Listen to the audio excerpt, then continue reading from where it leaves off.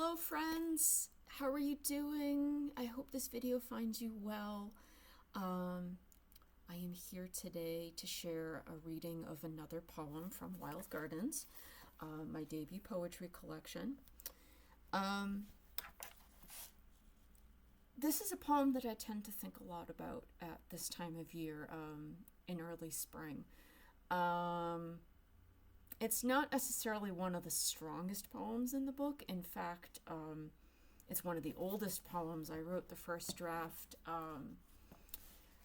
the night before the first day of spring in 2012, as I was working through some situational depression.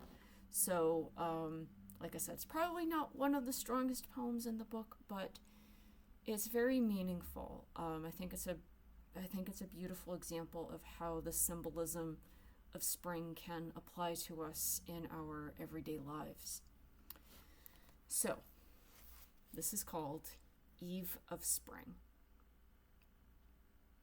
Spring begins tomorrow. You would think it had already arrived after a winter of little snow or cold. I didn't notice. This year, winter raged in my soul. Loss of friends, death of a loved one, they brought winds that cut through my bones and summoned tears. I stayed indoors, having no desire to reach out to others, yet yearning to be reached. What a waste of time and life. Self-pity, I've learned, only means more suffering the longer you let it snow on you. So I will end this season now. When I wake in the morning, even if the hurt lingers, I will run out the door with every inch of me open to greet the sun. I will stop to lean down and comb the earth with my fingers and smell its dampness. I will find the nearest gazebo and visit it again during a rainstorm so I can watch nature's madness at work.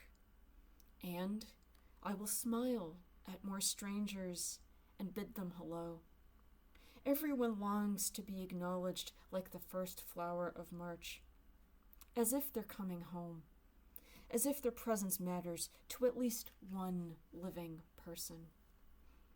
So do I.